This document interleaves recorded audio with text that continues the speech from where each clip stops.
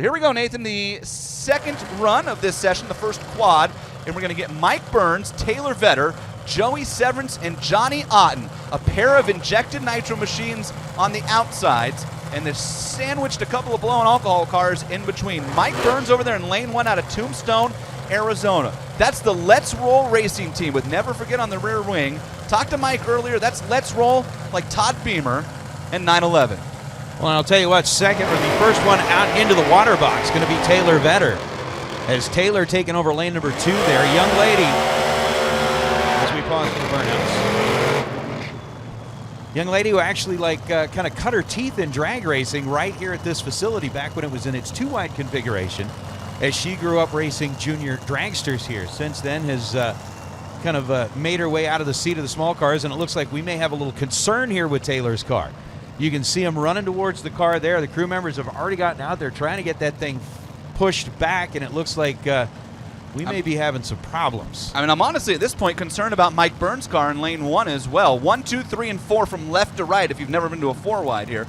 Mike Burns did the shortest burnout ever. I mean, it's like stock eliminator. He stopped before the staging beams and never backed it up, but they're going to stage Mike's car, and Taylor's car is now rolling. They're trying to get her lined up.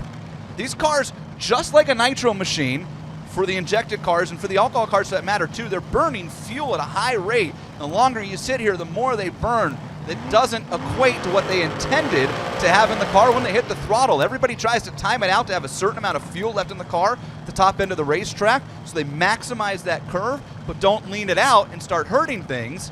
And Taylor Vetter having to hurry up. She did a good job getting backed up and to get lined up. So Mike Burns lane 1, Taylor Vetter lane 2, Joey Severance lane 3, Johnny Ahten lane 4. The right 2 lanes are not in the show. Oh, Taylor Vetter rolls the lead. Not going to get a time here, but let's take a look at Johnny Ahten down to that finish line there. Johnny Ahten ends up with a 5:42 at 263 miles an hour. Michael Burns ends up putting up that 5:42.1 at 270 miles an hour. So lanes 1 and 4 getting some decent runs in there. Of course, Taylor, after all of that rigmarole here on the starting line, just got a little bit antsy. It was one of those things very difficult after a situation like that, especially for a driver that doesn't have a lot of time in the seat to really get refocused mentally that quickly.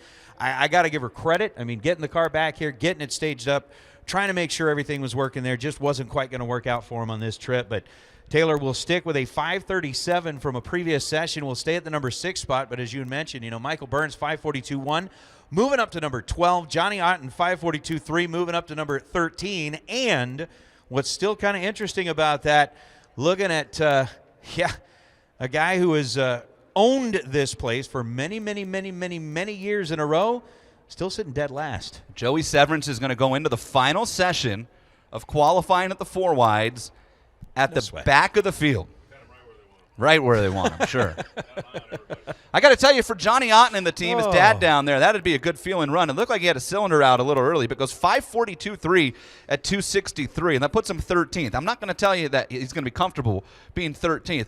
Also, how insane is this field all of a sudden? 13th is a 5:42. First is a 5:32. We have 13 alcohol and injected nitro dragsters that are within a tenth of each other. It's pretty crazy. Yikes. Pretty crazy to see kind of that session or that parity amongst the field here as they're starting to get things working out. The bump spot has moved from a 560 previously up to that 558. Mitch Myers now finds himself on the outside of the 16 car starting invitation list, and